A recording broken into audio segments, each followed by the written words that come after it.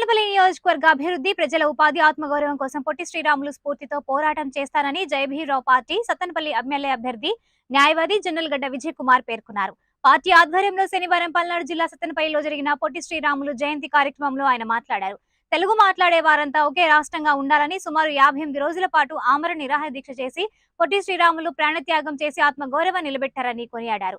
సత్తెనపల్లి స్థానికులు ఎమ్మెల్యేలుగా గెలిచిన వావిలాల గోపాలకృష్ణ, ఎర్ర వెంకటేశ్వర రెడ్డి, కోడెల శివప్రసాద్ రావులు అభివృద్ధిలో నియోజకవర్గ రూపురేఖలు మార్చారన్నారు. పక్క జిల్లాల నుంచి వచ్చిన స్థానికేతరులు ఇక్కడికొచ్చి అభివృద్ధిని పట్టించుకోవడం లేదని ఆరోపించారు.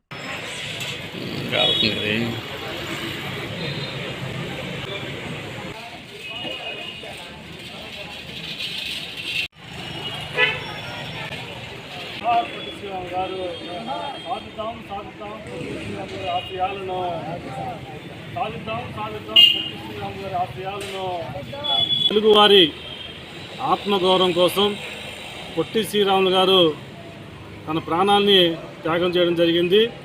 తెలుగు మాట్లాడే వాళ్ళు మొత్తం కూడా ఒకే రాష్ట్రంగా ఉండాలని చెప్పేసి సుమారుగా 58 రోజుల పాటు ఆమరణ నిరాహార దీక్ష చేసి ఆయన ప్రాణం త్యాగం చేయడం జరిగింది. అదేవిధంగా సత్తెనపల్లి ప్రజల నియోజకవర్గం ప్రజలు కూడా ఆత్మగౌరవాన్ని మనం కాపాడుకోవాల్సిన అవసరం ఎంతైనా ఉంది. ఇప్పటి వరకు సత్తెనపల్లి నియోజకవర్గంలో ఎక్కువగా పక్క జిల్లాల నుంచి సత్తెనపల్లిలో పోటీ చేస్తున్నారు. చాలామంది ఓడిపోయిన తర్వాత సత్తెనపల్లి గురించి మర్చిపోతూ ఉన్నారు. అలాగే సత్తెనపల్లిలో గెలిచిన వారు సత్తెనపల్లి అభివృద్ధి గురించి మాట్లాడటం లేదు, చేయటం లేదు. స్థానికులైతే మాత్రమే సత్తెనపల్లి మీద ప్రజలకి ప్రేమ ఉంటుంది. స్థానికుల యొక్క వ్యక్తికి ఎమ్మెల్యేగా ఎన్నుకుంటే వారు సత్తెనపల్లిని అభివృద్ధి చేస్తారు.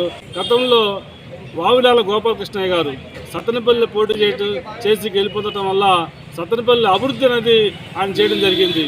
ఆ తర్వాత ఎర్ర వెంకటేశ్వర రెడ్డి గారు స్థానికుడు అవడం వల్ల సత్తెనపల్లిలో 2 సార్లు గెలిచి సత్తెనపల్లి డెవలప్ చేయడం జరిగింది. సత్తెనపల్లి టౌన్లో అన్ని సిమెంట్ రోడ్లు కానీ, గ్రామాల్లో సిమెంట్ రోడ్లు కానీ, సత్తెనపల్లిలో ఈరోజు మున్సిపాలిటీలో రాబోయే 50 సంవత్సరాలకి తాగునీటి కొరత లేకుండా ఈరోజు దాదాపు 110 ఎకరాల్లో ఆ రోజుల్లో ఆయన డెవలప్ చేయడం బట్టి ఈరోజు సత్తెనపల్లి ప్రజల యొక్క నీటి కొరత లేకుండా, ఇబ్బంది లేకుండా ఉన్నారు.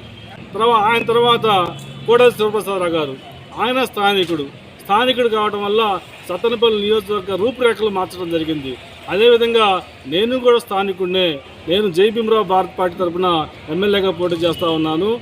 ఈ స్థానికుడు కావడం వల్ల సత్తెనపల్లిలో నేను కూడా మిగిలిన గతంలో స్థానిక ఎమ్మెల్యేలు ఎట్లాగైతే సత్తెనపల్లిని డెవలప్ చేశారో అదేవిధంగా నేను డెవలప్ చేస్తానని చెప్పేసి ఈ సందర్భంగా తెలియజేస్తా ఉన్నాను.